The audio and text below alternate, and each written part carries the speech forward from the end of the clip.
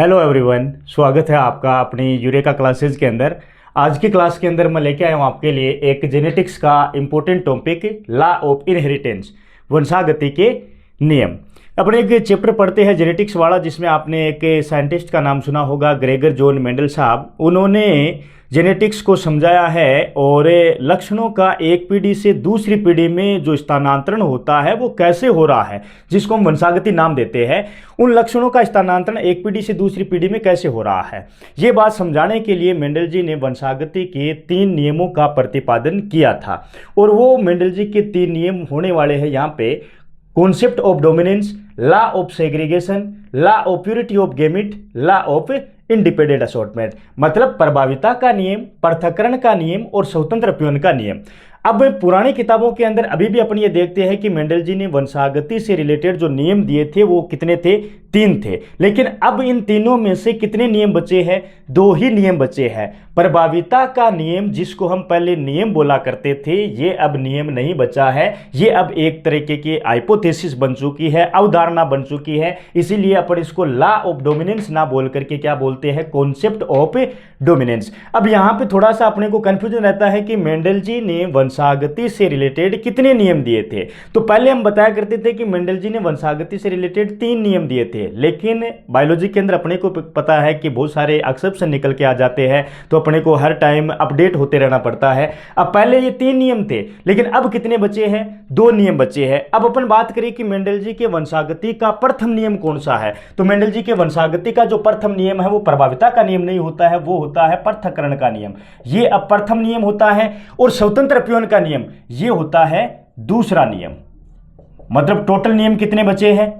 2 ही नियम बचे। पहला नियम होगा पृथक्करण का नियम, दूसरा नियम होगा स्वतंत्र अपव्यय का नियम। प्रभाविता का नियम अब नियम क्यों नहीं बचा है? क्योंकि अपन अच्छी तरीके से जानते हैं कि नियम वो वाले होते हैं जिसका कोई विरोध ना करे, जिसके कोई एक्सेप्शन या अपवाद निकल करके ना आए। लेकिन मेंडल जी ने जो प्रभाविता का नियम दिया था उसके बहुत ज्यादा अपवाद निकल करके आ गए थे, और अपवाद मिलने की वजह से अब इसको नियम ना कह करके इसको एक अवधारणा नाम देते हैं अपन, या फिर इसको कॉन्सेप्ट बोलते हैं। तो अब क्वेश्चन अपने को यह मिल जाए कि वंशागति से रिलेटेड कितने नियम है, तो अब सिर्फ 2 नियम है। प्रथम नियम कौन सा है? पृथक्करण का नियम। द्वितीय नियम कौन सा है? स्वतंत्र अपव्यय का नियम।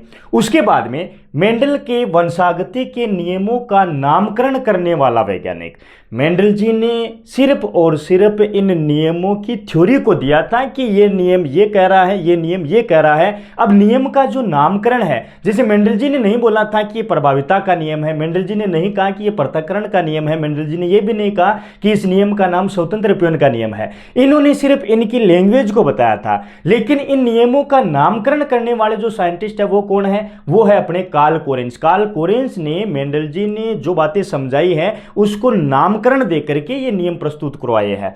उसके बाद में अपन जब भी इन नियमों को पढ़ते हैं तो बहुत सारे डायग्रामेटिक तरीके से इनको रिप्रेजेंट करते हैं, चेकरबोर्ड बनाते हैं। अब ये जो चेकरबोर्ड वाला आइडिया था ये भी ग्रेगर जॉन मेंडल जी को नहीं था। इन नियमों के अंदर चेकरबोर्ड, या जिसको हम बोलते हैं पुनेट वर्ग स्क्वायर, ठीक है, पुनेट वर्ग या पुनेट स्क्वायर, ये जो समझाया था ये पुनेट नाम के वैज्ञानिक ने समझाया था। इसलिए कई बार एग्जाम के अंदर क्वेश्चन आता है कि पृथक्करण के नियम को पुनेट वर्ग के द्वारा समझाइए। इसका मतलब पृथक्करण का नियम है, उसकी थ्योरी लिखने के बाद में अपन डायग्राम देने वाले हैं। वो डायग्राम में क्या होते हैं? पुनेट स्क्वायर होते हैं या पुनेट वर्ग होते हैं, जो कि पुनेट नाम के साइंटिस्ट ने समझाया है। अब उसके बाद में ये जो नियम है, एक आप बात करते हो जब इंट्रोडक्शन पढ़ते हैं जेनेटिक्स का अपन, तो मोनो हाइब्रिड क्रॉस और dihybrid cross. Gregor Johann Mendel ने 7 जोड़ी विपर्यासी लक्षणों का अध्ययन करके वंशागति के नियमों को समझाया था। और उसके अंदर ये जो नियम है ये अपने 2 ही संकरण के ऊपर बेस्ड होते हैं। एक तो एकल संकर संकरण जिसको हम मोनो हाइब्रिड क्रॉस बोलते हैं, एक द्विव संकर संकरण जिसको हम डाई हाइब्रिड क्रॉस बोलते हैं। अब क्वेश्चन एग्जाम में ये बनता है कि एकल संकर संकरण से आप क्या समझते हो? एकल संकर संकरण पर आधारित मेंडल जी के नियम को समझाइए। तो अपने को सबसे पहले तो ये 2 डेफिनेशन देखनी है कि एकल संकर संकरण क्या होता है और द्विव संकर संकरण क्या होता है। मतलब मोनो हाइब्रिड क्रॉस क्या होता है और डाई हाइब्रिड क्रॉस क्या होता है। मोनो का मतलब एक, या हिंदी के अंदर डायरेक्ट है कि एकल संकर संकरण, मतलब 7 जोड़ी विपर्यासी लक्षणों में से, जैसे मेंडल जी ने 7 जोड़ी विपर्यासी लक्षण लिए थे, पादप की लंबाई ली थी, बीज की आकृति ली थी, बीज का रंग लिया था, पुष्प की स्थिति ली थी, पुष्प का रंग लिया था, फली की आकृति ली थी, इस हिसाब से 7 लक्षण लिए थे। उन 7 लक्षण में से यदि एक कोई भी लक्षण लेकर के अपन स्टडी करते हैं तो उसको हम क्या बोलते हैं, एकल संकर संकरण। मतलब एक लक्षण की वंशागति का अध्ययन किया जाता है, उसे हम एकल संकर संकरण के नाम से जानते हैं। और 2 लक्षणों की वंशागति का यदि अध्ययन करते हैं तो उसको हम द्विव संकर संकरण या डाई हाइब्रिड बोलते हैं। अब एकल संकर संकरण के ऊपर कौन कौन से नियम है, प्रभाविता का नियम जो कि नियम नहीं है, कॉन्सेप्ट है, और पृथक्करण का नियम। ये जो 2 नियम थे पहले वाले, ये किसके ऊपर बेस्ड होते हैं, मोनो हाइब्रिड क्रॉस के ऊपर बेस्ड होते हैं। द्विव संकर संकरण के ऊपर कौन सा है, मेंडल जी का दूसरा नियम है जिसको हम स्वतंत्र अपव्ययन का नियम या इंडिपेंडेंट असॉर्टमेंट के नाम से जानते हैं। और इस इंडिपेंडेंट असॉर्टमेंट का भी एक्सेप्शन निकल के आया है जिसको हम बोलते हैं सहलगनता। तो अब आपके दिमाग में आ रहा होगा कि सर आपने इंट्रोडक्शन के अंदर एक बात बोली थी कि जिसके अपवाद निकल जाते हैं वो नियम नहीं रहता है, तो इसका मतलब प्रभाविता के नियम के अपवाद निकले थे तो ये नियम नहीं है। और अभी अपन बोल रहे स्वतंत्र अपव्ययन के नियम का भी अपवाद है, सहलगनता है, लिंकेज, तो फिर इसका मतलब ये भी नहीं होना चाहिए। यहां पे क्या है, ये वाले जो अपवाद थे ये पूरा का पूरा विरोध कर रहे थे, और ये वाला जो सहलगनता वाला एक्सेप्शन निकल के आया ये अपवाद के रूप में निकल के नहीं आया है। मेंडल जी ने जो बात बताई थी उसके बाद में उसका थोड़ा सा कि हम ऐसा कर दे, मेंडल जी ने बोला कि ऐसे ऐसे करने से ऐसे ऐसे होता है, तो साइंटिस्ट ने बोल दिया कि यदि अपन इसको ऐसे कर दे तो मतलब ये कोई विरोध नहीं कर रहा है इसका, उसकी भी एक हाइपोथेसिस है कि ऐसा करने से फिर लॉ ऑफ इंडिपेंडेंट असॉर्टमेंट ये फॉलो नहीं होने वाला है ना। और अब भी किताबों के अंदर लिखने लग भी गए, हो सकता है कि आने वाले टाइम के अंदर ये नियम भी नियम नहीं बचेगा, क्योंकि किताब के अंदर कहीं कहीं पे ये लिखने लग गए हैं कि कॉन्सेप्ट ऑफ इंडिपेंडेंट असॉर्टमेंट, मतलब इसको भी हटा दिया, लॉ ऑफ इंडिपेंडेंट असॉर्टमेंट की जगह कॉन्सेप्ट ऑफ इंडिपेंडेंट असॉर्टमेंट। तो हो सकता है कि आने वाले टाइम के अंदर ये एक ही नियम रहेगा अपना लॉ ऑफ सेग्रीगेशन, लेकिन फिलहाल के लिए अपनी एनसीईआरटी के अंदर 2 नियम दे रखे हैं ये, और इसका भी मैं आपको अच्छे से रीजन दूंगा कि ये अपवाद क्यों नहीं है। हालांकि एग्जाम में तो बोर्ड की एग्जाम तो ये क्वेश्चन पूछती है कि स्वतंत्र अपव्ययन के नियम का अपवाद लिखो, तो अपने को याद रखना पड़ेगा कि स्वतंत्र अपव्ययन के नियम का अपवाद जो होता है वो सहलगनता या लिंकेज होता है। लेकिन जब अपन स्वतंत्र अपव्ययन का नियम पढ़ेंगे और इस अपवाद के बारे में बात करेंगे तो आप खुद बता दोगे कि नहीं सर ये तो कोई अपवाद वाली बात नहीं हुई है।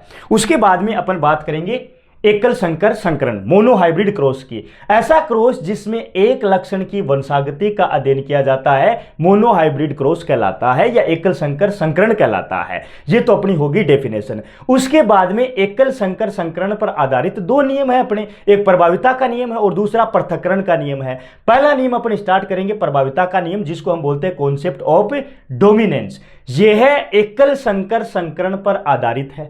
इसका मतलब इसके अंदर एक लक्षण, कोई भी 7 जोड़ी विपर्यासी लक्षण के अंदर एक जोड़ी अपने को लक्षण लेना है, जैसे हमने यहां पे लिया है 7 में से एक को, पादप की लंबाई को। अब पादप की लंबाई है तो हो सकता है कि पादप लंबा हो या हो सकता है पादप बोना हो, ये इसके लक्षण हो जाएंगे।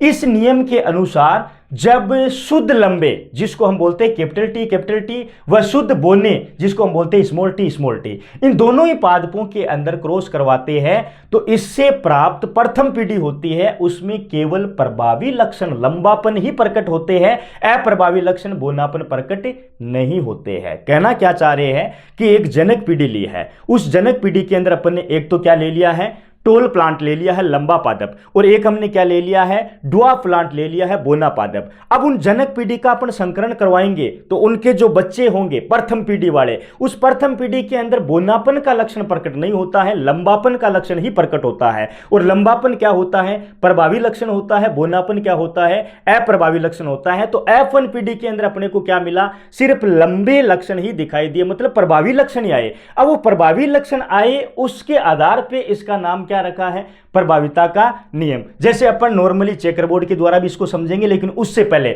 इसके अपवाद क्या निकल करके आए। इसके जो अपवाद होते हैं वो होता है अपूर्ण प्रभाविता जिसको हम बोलते हैं इनकम्प्लीट डोमिनेंस, और एक होता है सह प्रभाविता जिसको हम बोलते हैं कोडोमिनेंस। अब मेंडल जी बोलते हैं कि लंबे और बोने वाले में F1 पीढ़ी के अंदर सिर्फ और सिर्फ कौन सा आएगा, लंबा जो प्रभावी है वो आएगा। लेकिन अपूर्ण प्रभाविता का भी एक स्नैपड्रैगन नाम का एक प्लांट होता है, मिराबिलिस जलापा, जिसको हम गुल्लेबाज भी बोलते हैं, उनके फ्लोवर का आपस के अंदर क्रॉस करवा के देखा तो वहां पे मेंडल जी के अकॉर्डिंग रेशियो नहीं मिला था। मेंडल जी बोल रहे कि प्रभावी लक्षण आएंगे F1PD के अंदर, लेकिन अपूर्ण प्रभाविता के अंदर ना तो प्रभावी लक्षण आया और ना ही अप्रभावी लक्षण आया, कोई नया लक्षण वहां पे प्रकट हुआ है। इसका मतलब मेंडल जी जो बात बोल रहे हैं वो यहां पे अप्लाई नहीं हो रही है। उसके बाद में सहप्रभाविता, सहप्रभाविता के अंदर क्या होता है, प्रभावी लक्षण और अप्रभावी लक्षण दोनों के मध्य यदि क्रॉस करवाएंगे तो प्रभावी वाले लक्षण भी तो आएंगे और अप्रभावी लक्षण वाले भी आएंगे। इसका मतलब ये भी अपवाद बन चुका है। भाई मेंडल जी ये बोल रहे हैं सिर्फ, जैसे मान लो अपने एक एग्जांपल से यहां पे समझते हैं,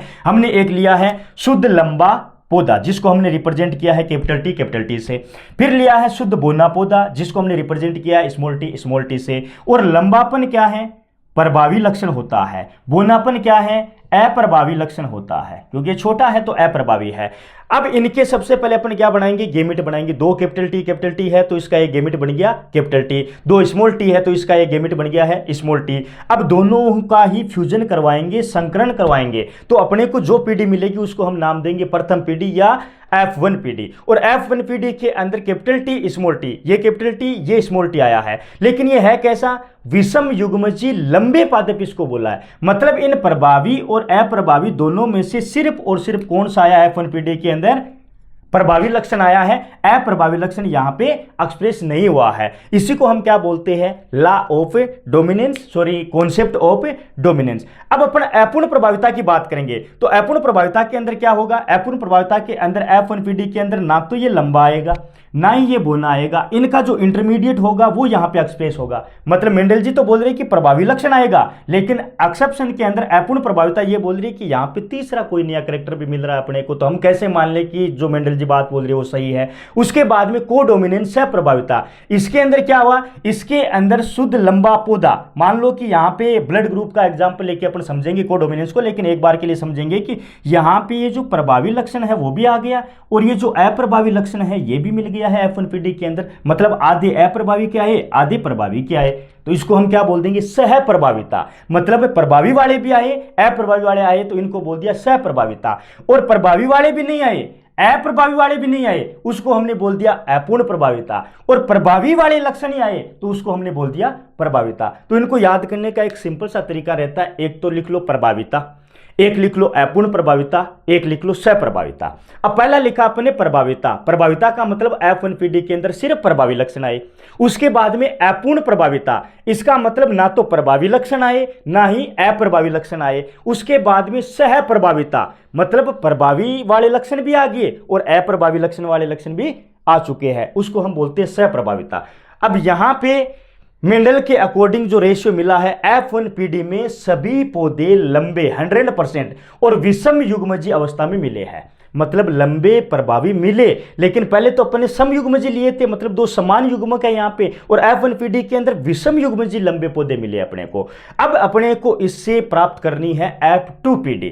F2PD के अंदर देखते हैं कि क्या जीनोटाइप और क्या फिनोटाइप रेशियो निकल के आता है। तो F2PD अपन कैसे प्राप्त करते हैं, ये जो F1 होती है अपनी, इसी के साथ में क्रॉस करवा के देखते हैं। मतलब कैपिटल टी का क्रॉस करवाएंगे कैपिटल टी के साथ में, जैसे इसका क्रॉस अपन करवाएंगे इसी के साथ में, तो इससे अपने को मिलेगी F2 जनरेशन। लेकिन लॉ कॉन्सेप्ट ऑफ डोमिनेंस के अंदर सिर्फ यहां तक ही मेंडल जी ने बताया था, F1PD तक ही।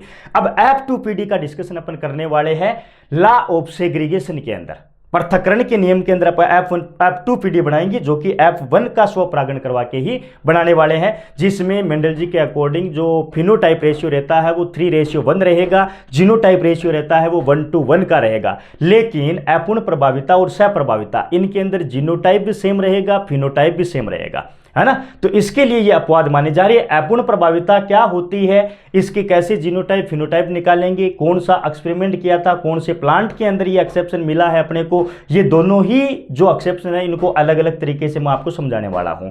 यहां पे अपन ने देखा है एकल संकर संकरण पे आधारित जो कि प्रभाविता की अवधारणा या कॉन्सेप्ट ऑफ डोमिनेंस है। अगली क्लास के अंदर अपन देखने वाले हैं एकल संकर संकरण पर आधारित जो नियम बचा है अपना, जो कि मेंडल जी का प्रथम नियम होता है पृथक्करण का नियम, जिसको युग्मकों की शुद्धता के नियम से भी जानते हैं, विसंयोजन के नाम से भी इसको जाना जाता है। तो वो बात करेंगे अपन अगली क्लास के अंदर। Thank you.